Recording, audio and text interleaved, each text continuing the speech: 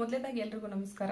ನಿನ್ನೆ ವಿಡಿಯೋದಾಗ ನಾನು ಅನಾರ್ಕೆನಂಗೆ ಹೆಂಗಿರ್ತೈತಿ ಅಂತೇಳಿ ಎಕ್ಸ್ಪ್ಲೈನ್ ಮಾಡಿದ್ದೆ. ಅಂದ್ರೆ ಯಾವ ರೀತಿ ಬರ್ತೈತಿ, ಅದರೊಳಗೆ ಎಷ್ಟು ಎಕ್ಸಾಮ್ ಇರ್ತಾವ, ಅನಾರ್ಕೆನಂಗ್ ಅಂದ್ರೆ ಏನು ಅಂತೇಳಿ.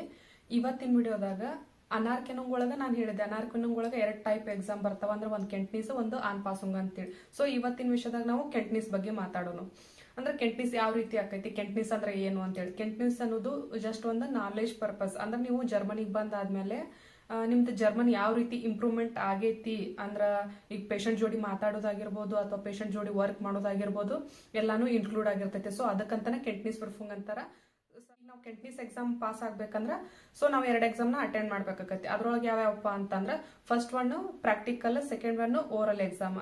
ಸೊ ಇವತ್ತಿನ ವಿಡಿಯೋದಾಗ ನಾನು ಜಸ್ಟ್ ಪ್ರಾಕ್ಟಿಕಲ್ ಬಗ್ಗೆ ಅಷ್ಟ ಮಾತಾಡ್ತೀನಿ. ಯಾಕಂದ್ರ ಎರಡೂನು ಒಂದ ಸತಿಗೆ ಎಕ್ಸ್ಪ್ಲೈನ್ ಮಾಡಿದ್ರೆ ನಿಮ್ಗೆ ಅದು ಅರ್ಥ ಆಗಂಗಿಲ್ಲ. ಅದರ ಸಲುವಾಗಿ ಇವತ್ತ ಪ್ರಾಕ್ಟಿಕಲ್ ಬಗ್ಗೆ ಮಾತಾಡೋಣ.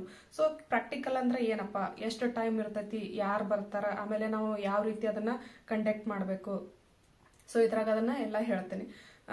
ಬೆಸ್ಟ್ ಅಂತಂದ್ರೆ ವಿಡಿಯೋನ ಎಂಡ್ವರೆಗೂ ನೋಡ್ರಿ, ಲಾಸ್ಟಿಗೆ ಬೋನಸ್ ಟಿಪ್ ಕೊಡ್ತೇನೆ. ಸರಿ, ಸ್ಟಾರ್ಟ್ ಮಾಡೋಣ ಇವಾಗ. ಸೊ ಇವಾಗ ಮೊದಲೇದಾಗಿ ಹೇಳ್ಬೇಕಂದ್ರ ಎಕ್ಸಾಮ ಎಲ್ಲಿ ತಗೊಂತಾರ, ಆಮೇಲೆ ಎಲ್ಲಿ ನಡೀತೈತಿ ಅಂತೇಳಿ. ನಾವು ಯಾವ ಡಿಪಾರ್ಟ್ಮೆಂಟ್ ಒಳಗೆ ಡ್ಯೂಟಿ ಮಾಡ್ತಿರ್ತೀವಲ್ಲ ಅಲ್ಲೇ ಬಂದು ಅವರು ಎಕ್ಸಾಮ್ನ ಕಂಡಕ್ಟ್ ಮಾಡ್ತಾರೆ. ಸೊ ಈಗ ಹಾಸ್ಪಿಟಲ್ನವರು ನಮಗಂತೇಳಿ ಒಬ್ರು ಪ್ರಾಕ್ಟೀಸ್ ಆನ್ ಲೈಟರ್ನ ಅಂತೇಳಿ ಅಪಾಯಿಂಟ್ ಮಾಡಿರ್ತಾರ, ಅವ್ರು ಬರ್ತಾರ. ಅವ್ರ ಜೊತೆಗೆ ಇಬ್ರು ನಮ್ಗೆ ಯಾರ ಈಗ ಟೀಚರ್ ಆಗಿ ಟರ್ಮಿನ್ ತಗೊಂಡಿರ್ತಾರಲ್ಲ, ಅಂದ್ರೆ ಅಪಾಯಿಂಟ್ಮೆಂಟ್ ತಗೊಂಡಿರ್ತಾರಲ್ಲ, ಅವ್ರು ಇಬ್ರು ಬರ್ತಾರ. ಸೊ ಟೋಟಲಿ ನಮಗ ಅಲ್ಲಿ 3 ಜನ ಇರ್ತಾರ. 3 ಜನ ನಮ್ದು ಫುಲ್ ರೆಸ್ಪಾನ್ಸಿಬಿಲಿಟಿ ಅವ್ರು ತಗೊಂಡಿರ್ತಾರ. ಅಂದ್ರೆ ಎಕ್ಸಾಮ್ ಪಾಸ್ ಆಗೋದು ಫೇಲ್ ಆಗೋದು ಈಗೇನ್ ಟೀಚರ್ ಬಂದಿರ್ತಾರಲ್ಲ ಅವ್ರ ಮೇಲೆ ಡಿಪೆಂಡ್ ಆಗಿರ್ತೈತಿ. ಥರ್ಡ್ ಒನ್, ಎಷ್ಟು ಡ್ಯೂರೇಷನ್ ಇರ್ತೈತಿ. ನಮ್ಗೆ ಪ್ರಾಕ್ಟಿಕಲ್ ಮಾಡಕ್ಕೆ 4 ಅವರ್ಸ್ ಟೈಮ್ ಇರ್ತೈತಿ. ಅಂದ್ರೆ 4 ಅವರ್ಸ್ ಒಳಗೆ ನಾವು ಕಂಪ್ಲೀಟ್ ಮಾಡ್ಲೇಬೇಕು ಅದನ್ನ. ಅಂದ್ರೆ 4 ಅವರ್ಸ್ ಮ್ಯಾಗ ನಾವು ಹೋಗೋಂಗಿಲ್ಲ, ಆಲ್ಮೋಸ್ಟ್ ಅದು 4 ಅವರ್ಸ್ ಒಳಗನ ಆಕ. ಪೇಷಂಟ್ ನಮಗ minimum 2, maximum 4. So almost 2 patient ಕೊಡ್ತಾರೆ. ಯಾಕಂದ್ರೆ ಜಾಸ್ತಿ ಅಷ್ಟೊಂದು ಮಾಡಕ್ ಆಗಂಗಿಲ್ಲ ಅಂತೇಳಿ 2 ಪೇಷಂಟ್ ಕೊಡ್ತಾರೆ. ಸಮ್ ಟೈಮ್ಸ್ 4 ಪೇಷಂಟ್ ಬರೋ ಚಾನ್ಸಸ್ ಇರ್ತೈತಿ. ಅದಕ್ಕೂ ಏನು ಅಂಜಿಕೊಳ್ಳುವಂತದ ಅವಶ್ಯಕತೆ ಇಲ್ಲ, ಅದನ್ನ ಆರಾಮಾಗಿ ಮಾಡ್ಬೋದು. ಈ 2 ಪೇಷಂಟ್ ಒಳಗ ನಮಗ ಮೇನ್ ಪೇಷಂಟ್ ಒಂದಿರ್ತೈತಿ, ನೇಬಿನ್ ಪೇಷಂಟ್ ಅಂತ ಒಂದಿರ್ತೈತಿ, ಅಂದ್ರೆ ಸೆಕೆಂಡ್ ಪೇಷಂಟ್ ಅಂತ ಒಂದಿರ್ತೈತಿ. ಮೇನ್ ಪೇಷಂಟ್ ಏನಿರ್ತೈತಲ್ಲ, ಸೊ ಆ ಪೇಷಂಟ್ಗೆ ನಾವು ಜಾಸ್ತಿ ಕೇರ್ ಕೊಡ್ಬೇಕಾಗಿರ್ತೈತಿ. ಅಂದ್ರೆ ಜಾಸ್ತಿ ಅವ್ರ ಜೊತೆ ಕಮ್ಯುನಿಕೇಶನ್ ಮಾಡ್ಬೇಕಾಗಿರ್ತೈತಿ. ಸೊ ಆ ಪೇಷಂಟ್ ನಮಗ್ ಬಹಳ ಇಂಪಾರ್ಟೆಂಟ್ ಆಗಿರ್ತೈತಿ ಎಕ್ಸಾಮ್ ಪಾಸ್ ಆಗಕ್ಕೂ ಫೇಲ್ ಆಗಕ್ಕೂ. ಸೆಕೆಂಡ್ ಪೇಷಂಟ್ ಏನಿರ್ತೈತಲ್ಲ ಅದಕ್ಕೆ ಡ್ರೆಸ್ಸಿಂಗ್ ಮಾಡೋದಿರ್ತೈತಿ. ಅಂದ್ರೆ ಯಾವ್ದೋ ಉಂಡ್ ಆಗಿರ್ಲಿ, ಅವತ್ತು ಡ್ರೆಸ್ಸಿಂಗ್ ಮ್ಯಾನೇಜ್ಮೆಂಟ್ ನ ನಾವು ಮಾಡ್ಬೇಕಾಗಿರ್ತೈತಿ ಅಂತ. So be careful. ಈಗ ಸೆಕೆಂಡ್ ಪೇಷಂಟ್ ಏನಿರ್ತೈತಲ್ಲ ಅದಕ್ಕೆ ನೀವು ಏನ್ ಮಾಡ್ತಿರೋ ಬಿಡ್ತಿರೋ ಸೆಕೆಂಡರಿ, ಬಟ್ ಹೈಜೀನ್ ಮಾತ್ರ ಬಹಳ ಬಹಳ ಬಹಳ ಬಹಳ ಕೇರ್ಫುಲ್ ಆಗಿ ಮಾಡ್ರಿ. ಯಾಕಂದ್ರೆ ಸೊ ನೀವು ಆ ವುಂಡ್ನ ಎಷ್ಟು ಹೈಜಿನಿಕ್ ಆಗಿ ಡ್ರೆಸ್ಸಿಂಗ್ ಮಾಡ್ತೀರಿ ಅನ್ನೋದು ಅಲ್ಲಿ ಇಂಪಾರ್ಟೆಂಟ್ ಆಗಿರ್ತೈತಿ. ಸೊ ಇಲ್ಲಿ ಅವರು ಜಾಸ್ತಿ ಕಾನ್ಸಂಟ್ರೇಟ್ ಮಾಡೋದು ಸ್ಪೆಷಲಿ ಪ್ರಾಕ್ಟಿಕಲ್ ಒಳಗ ಹೈಜೀನ್ ಬಗ್ಗೆ. ಸೊ ಅದನ್ನ ಒಂದ್ ಸ್ವಲ್ಪ ನೋಡ್ಕೋರಿ ಅಷ್ಟ. ಸೊ ಇದನ್ನೆಲ್ಲ ಮಾಡಕ್ ನಮಗ 4 ಅವರ್ಸ್ ಟೈಮ್ ಇರ್ತೈತಿ. ಸೊ 4 ಅವರ್ಸ್ ಒಳಗ್ ನಾವು ಏನೆಲ್ಲ ಮಾಡಬಹುದು. ಅಂದ್ರೆ ಟೀಚರ್ಸ್ ಎಲ್ಲ ಬರ್ತಾರಲ್ಲ ಅವ್ರಿಗೆ ನಾವು ಪೇಷಂಟ್ ನ ಚಾರ್ಜ್ ಕೊಡ್ಬೇಕಾಗೈತಿ. ಅಂದ್ರೆ ಎಕ್ಸಾಮ್ ನಾಳೆ ಐತಂದ್ರೆ ಇವತ್ತಿನ ದಿವಸನ ನಾವು ಹೋಗಿ ಪೇಷಂಟ್ ಡಾಟಾ ಕಲೆಕ್ಷನ್ ಎಲ್ಲ ಮಾಡ್ಕೊಂಡು ಬಂದಿರ್ತೀವಿ. ಆಸ್ ಯೂಶುವಲ್ ಸೇಮ್ ನಾವು ಇಂಡಿಯಾದಾಗ ಏನ್ ಮಾಡಿರ್ತೀವಲ್ಲ, ಅಂದ್ರೆ ಇವಾಗ ಪೇಷಂಟ್ ಹೋಗಿ ನಾವು ಹಿಸ್ಟ್ರಿ ಕಲೆಕ್ಷನ್ ಮಾಡ್ಕೊಂಡ್ ಬರ್ತೀವಿ, ಅದನ್ನ ನಾವು ಸಬ್ಮಿಟ್ ಮಾಡ್ತೀವಿ ನಮ್ಮ ಟೀಚರ್ಸ್ಗೆಲ್ಲ. ಸೊ ಇಲ್ಲಿನೂ ಹಂಗೆ ಇರ್ತೈತಿ. ಬಟ್ ನಾವ್ ಇಂಡಿಯಾದಾಗ 1 ದಿವಸನೇ ಮಾಡ್ತೀವಿ, ಇಲ್ಲಿ 2 ದಿವಸ ತಗೊಂತಾರ. ಅಂದ್ರೆ ಬಿಫೋರ್ 1 ದಿವಸ ಹೋಗಿ ಪೇಷಂಟ್ ಹಿಸ್ಟ್ರಿ ಎಲ್ಲ ಕಲೆಕ್ಷನ್ ಮಾಡ್ಕೊಂಡ್ ಬಂದು ಒಂದು ಫಾರ್ಮೆಟ್ ಇರ್ತೈತಿ. ಆ ಫಾರ್ಮೆಟ್ ಒಳಗೆಲ್ಲ ಬರ್ದು ಪ್ರತಿಯೊಂದನ್ನು ಇನ್ಕ್ಲೂಡ್ ಆಗಿರ್ಬೇಕ. ಅಂದ್ರ ಎಕ್ಸಾಂಪಲ್ ಆಗಿ ಹೇಳ್ಬೇಕಂದ್ರ ಆ ಪೇಷಂಟ್ ಮೊದಲಿಂದ ಪಾಸ್ಟ್ ಹಿಸ್ಟ್ರಿ ಏನಾಗಿತ್ತು, ಆಮೇಲೆ ಪ್ರೆಸೆಂಟ್ ಯಾಕೆ ಬಂದೈತಿ, ಡಯಾಗ್ನೋಸ್ಟ್.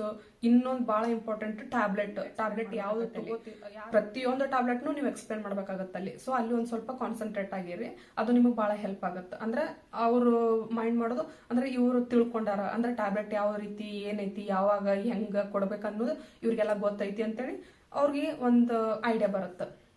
ಸೊ ಅದು ಒಂದು ಪ್ಲಸ್ ಅಂತ ಹೇಳ್ಬೋದು. ಆ ಫಾರ್ಮೆಟ್ ಒಳಗೆ ಏನ್ ಇರ್ತೈತೋ ಅದನ್ನ ನಾವು ಈಗೇನ್ ಚಾರ್ಜ್ ಕೊಡ್ತಿರ್ತೀವಲ್ಲ, ಅಂದ್ರೆ ಈಗ ಎಕ್ಸಾಮ್ ಸ್ಟಾರ್ಟ್ ಆಗೋಕ್ಕಿಂತ ಮುಂಚೆ ಚಾರ್ಜ್ ಕೊಡ್ತಿರ್ತೀವಿ. ಆ ಚಾರ್ಜ್ ಒಳಗೆ ಕಂಪಲ್ಸರಿ ಅದ್ರೊಳಗೆ ಏನ್ ಮೆನ್ಷನ್ ಮಾಡಿರ್ತೀವೋ ಅದನ್ನೇ ಹೇಳ್ಬೇಕು ನಾವು. ಇದನ್ನ ಬೇರೆದೇನು ಹೇಳುವಂಗಿಲ್ಲ. ಸೊ ಅದನ್ನ ನಾವು ಚಾರ್ಜ್ ಮೆನ್ಷನ್ ಮಾಡ್ಬೇಕು. ಮಾಡಿದಾದ್ಮೇಲೆ ಆಮೇಲೆ ನಿಮ್ದು ವರ್ಕ್ ಸ್ಟಾರ್ಟ್ ಆಕೈತಿ. ಅಂದ್ರೆ ಪ್ರಾಕ್ಟಿಕಲ್ ನಿಮ್ದು ಸ್ಟಾರ್ಟ್ ಆಕೈತಿ. ಪ್ರಾಕ್ಟಿಕಲ್ ಹೋದ ಅಂದ್ರೆ ಇವಾಗ ಯಾವಾಗ ನೀವು ಪೇಷಂಟ್ ರೂಮ್ ಒಳಗಡೆ ಹೋಗ್ತಿರೋ ಅಲ್ಲಿ ನೀವು ಪೇಷಂಟ್ ಆ ಇಬ್ರು ಲೆಹರರ್ ಅಂದ್ರೆ ಆ ಇಬ್ರು ಟೀಚರ್ಸ್ ಅವ್ರಷ್ಟೇ ಇರ್ತೀರಿ, ಉಳ್ಕಿದವ್ರು ಯಾರು ಇರಂಗಿಲ್ಲ. ಆಮೇಲೆ ನಿಮ್ ಇನ್ ಕೇಸ್ ನೀವ್ ಏನಾದ್ರೂ ತಪ್ಪು ಮಾಡಿದ್ರು, ಅಕಸ್ಮಾತ್ ನೀವೇನಾದ್ರೂ ತಪ್ಪು ಮಾಡಾಕತ್ತೀರಿ ಅಂತ ಟೀಚರ್ ಗೊತ್ತಿದ್ರು ಅವ್ರು ಹೇಳಂಗಿಲ್ಲ. ಸೊ ಅಲ್ಲಿ ಒಂದ್ ಸ್ವಲ್ಪ ಕಾನ್ಸಂಟ್ರೇಟ್ ಆಗಿರಿ.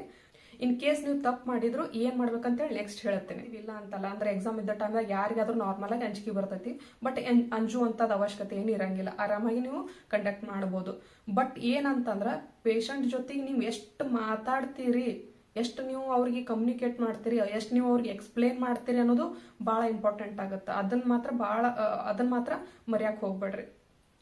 ಪ್ರತಿಯೊಂದು ಪ್ರೊಸೀಜರು ನೀವು ಕಂಪಲ್ಸರಿ ಅವ್ರಿಗೆ ಎಕ್ಸ್ಪ್ಲೇನ್ ಮಾಡಬೇಕಾಗೈತಿ. ನೀವು ಎಷ್ಟು ಎಕ್ಸ್ಪ್ಲೇನ್ ಮಾಡ್ತೀರಿ ಅನ್ನೋದ್ರ ಮ್ಯಾಗ ನಿಮ್ಮ ಟೀಚರ್ ನಿಮ್ದು ನಾಲೆಜ್ನ ಟೆಸ್ಟ್ ಮಾಡ್ತಾರೆ.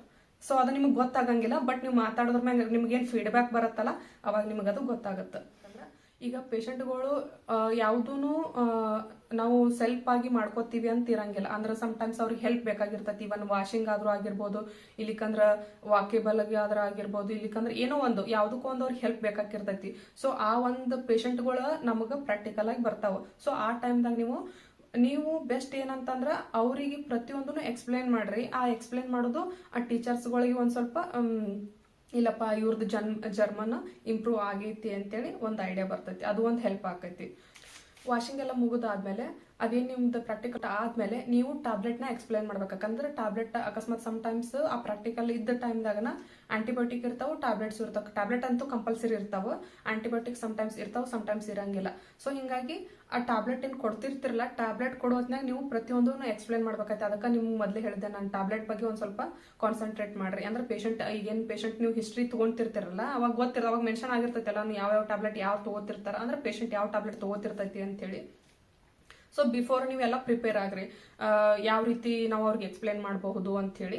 ಸೊ ಆ ಟ್ಯಾಬ್ಲೆಟ್ ಎಲ್ಲ ನೋಡಿ ಆದ್ಮೇಲೆ ಅವ್ರು ಕೊಡ್ಬೇಕಾರ, ಸೊ ಈ ಟ್ಯಾಬ್ಲೆಟ್ ಇದು, ಈ ಟ್ಯಾಬ್ಲೆಟ್ ಇದು, ಈ ಟ್ಯಾಬ್ಲೆಟ್ ಇದು ಅಂತ ಸೊ ನೀವು ಎಕ್ಸ್ಪ್ಲೇನ್ ಮಾಡೋದ್ರಿಂದ ಟೀಚರ್ಸ್ಗಳಿಗೆ ಸ್ವಲ್ಪ ಇಂಪ್ರೆಷನ್ ಆಗುತ್ತೆ, ಪೇಷಂಟ್ಗೂ ಆಗುತ್ತೆ. ಸೊ ಮತ್ತೀಗ ಆಂಟಿಬಯೋಟಿಕ್ ಅಂತ ಇರ್ತಾವ ಮಾರ್ನಿಂಗ್ ಟೈಮ್ನಾಗ. ಈಗ ನಾವು OD BD ಅಂತ ಹೇಳ್ತಿರ್ತೀವಲ್ಲ, ಸೊ ಇಲ್ಲಿನೂ ಹಂಗೆ ಇರ್ತಾವ. ಹಂಗಿದ್ದ ಟೈಮ್ದಾಗ ಇನ್ ಕೇಸ್ ನಿಮ್ಗೆ ಏನಾರ ಆಂಟಿಬಯೋಟಿಕ್ ಇತ್ತು ಅಂತಂದ್ರ compulsory hand shoe on, compulsory gloves ಹಾಕೋರಿ. ಗ್ಲೌಸ್ ಹಾಕೊಂಡ ಆಂಟಿಬಯೋಟಿಕ್ ನ ಕನೆಕ್ಟ್ ಮಾಡ್ರಿ. ಸೊ ಸಮ್ ಟೈಮ್ಸ್ ಮರಿತಾರಿಲ್ಲ ಅಂತಲ್ಲ, ಕೇರ್ಫುಲ್ ಆಗಿ ಆಂಟಿಬಯೋಟಿಕ್ ನ ಕನೆಕ್ಟ್ ಮಾಡ್ರಿ. ಅಂಜುವಂತ ಯಾವ ಅವಶ್ಯಕತೆನೂ ಇಲ್ಲ. ಅಂಜಿದ್ರಿ ಅಂತಂದ್ರ ಆಲ್ಮೋಸ್ಟ್ ನೀವು ಹಾಫ್ ಆಫ್ ಅಮೌಂಟ್ ಎನರ್ಜಿ ಅಲ್ಲಿ ಹಾಳಾಗತ್ತ. ಸೊ ಲಾಸ್ಟಿಗೆ ಬರೋನು, ಇವಾಗ ಏನಂತಂದ್ರೆ ನಿಮ್ನ ಲಾಸ್ಟ್ ಅಲ್ಲಿ ಕನ್ಕ್ಲೂಷನಿಗೆ ಅಂತ ಕರ್ಕೊಂಡ್ಬರ್ತಾರ. ಕನ್ಕ್ಲೂಷನಿಗೆ ಕರ್ಕೊಂಡ್ಬಂದಾಗ ಅಂದ್ರೆ ಆ ಟೈಮ್ದಾಗ ನೀವೇನ್ ಮಾಡ್ಬೇಕಂದ್ರ, to be frank, in case ನೀವೇನಾದ್ರು ಎಲ್ಲಾನು ಕರೆಕ್ಟ್ ಆಗಿ ಮಾಡಿದ್ರಿ ಅಂತಂದ್ರ ಹೆಮ್ಮೆಯಿಂದ ಹೇಳ್ಕೊರಿ, ಇಲ್ಲ ನಾನು ಎಲ್ಲಾನು ಕರೆಕ್ಟ್ ಆಗಿ ಮಾಡೀನಿ ಅಂತೆ. ಲಾಸ್ಟಿಗೆ ಒಂದ್ ಪಾಯಿಂಟ್ ಏನಂತಂದ್ರ, ನೀವ್ ಎಷ್ಟ ಕರೆಕ್ಟ್ ಆಗಿ ಮಾಡಿದ್ರು ಹೈಜೀನ್ ಮರ್ತೀನಿ ಅಂತ ಒಂದ್ ಮಾತು ಹೇಳ್ರಿ ಅವ್ರಿಗೆ. ಅಂದ್ರೆ ನಾನು ಇನ್ನೊಂದ್ ಸ್ವಲ್ಪ ಹೈಜೀನ್ ಮೇಂಟೈನ್ ಮಾಡ್ಬೇಕು, ಅಂದ್ರೆ ಹೈಜೀನ್ ಬಗ್ಗೆ ನಾನು ಇನ್ನೊಂದ್ ಸ್ವಲ್ಪ ಕಲಿಬೇಕು ಅಂತೇಳಿ. ಸೊ ಅದೊಂದು ನಿಮಗ ಪ್ಲಸ್ ಪಾಯಿಂಟ್, ಫಸ್ಟ್ ಒನ್. ಆಮೇಲೆ ಸೆಕೆಂಡ್ ಒನ್, ನೀವ್ ಎಷ್ಟ ಏನೋ ಮಾತಾಡಿನಿ ಅಂತಂದ್ರು ನಾನು ಜರ್ಮನ್ನ ಇನ್ನು ನಂದು ಬೆಟರ್ ಮಾಡ್ಕೊಂತೀನಿ, ಅಂದ್ರೆ ನಾನು ಜರ್ಮನ್ನ ಇನ್ನೂ ಸ್ವಲ್ಪ ಜಾಸ್ತಿ ಕಲಿಬೇಕು. ಸೊ ಸೆಕೆಂಡ್ ಪಾಯಿಂಟ್ ಅಲ್ಲಿ ನಿಮಗ ಕನ್ಕ್ಲೂಷನ್ ಆಕತಿ. ಇನ್ ಕೇಸ್ ನೀವೇನಾದ್ರ ಪ್ರಾಕ್ಟಿಕಲ್ ಮಾಡೋ ಟೈಮ್ದಾಗ ಮರ್ತಿದ್ರಿ ಅಥವಾ ತಪ್ಪು ಮಾಡಿದ್ರಿ, ನಿಮ್ ಮನಸ್ಸಿಗೆ ನಿಮ್ಗೆ ಅನಿಸ್ತಿರ್ತೈತಲ್ಲ, ಎಲ್ಲೋ ನಾನು ತಪ್ಪು ಮಾಡದೆ ಇದನ್ನ ನನ್ನ ಟೆನ್ಷನ್ ಒಳಗೆ ಮರ್ತೋದೆ, ಅದು ಏನೋ ಒಂದು ಹಾಗೆ ಹಾಕಿರ್ತೈತಿ ಮನುಷ್ಯಾಗ. ಸೊ ಆ ಟೈಮ್ ಇನ್ ಕೇಸ್ ನಿಮ್ಗೆ ಏನಾದ್ರೂ ಅದು ಇತ್ತು ಮನಸ್ಸೊಳಗ ಅಂತಂದ್ರ ನೀವು ಆ ಒಂದು ಟೈಮ್ನಾಗ ಹೇಳ್ಬೋದು, ಇಲ್ಲ ಸೊ ಆ ಒಂದು ಪ್ರೊಸೀಜರ್ನ ನಾನು ಇನ್ನೂ ಒಂದ್ ಸ್ವಲ್ಪ ಬೆಟರ್ ಮಾಡಬಹುದಿತ್ತು ಅಂತ ಹೇಳ್ಕೊಳ್ರಿ. ಇನ್ನೊಂದೇನಂತಂದ್ರ ನಾನು ಅಕಸ್ಮಾತ್ ನೀವ್ ಏನಾದ್ರು ತಪ್ಪು ಮಾಡಿದ್ರಿ ಅಂತಂದ್ರೆ, ಇಲ್ಲ ನಾನು ಅದನ್ನ ತಪ್ಪು ಮಾಡಿದೆ, ಸೊ ಟು ಬಿ ಫ್ರ್ಯಾಂಕ್ ಒಪ್ಕೊಡ್ರಿ. ಸೊ ಆ ಒಂದು ಪ್ಲಸ್ ಏನಾಗತ್ತಂದ್ರ ನಿಮ್ಗೆ ಡಬಲ್ ಪ್ಲಸ್ ಆಗಿ ನೀವು ಪಾಸ್ ಆಗೋ ಚಾನ್ಸಸ್ ಜಾಸ್ತಿ ಇರ್ತೈತಿ.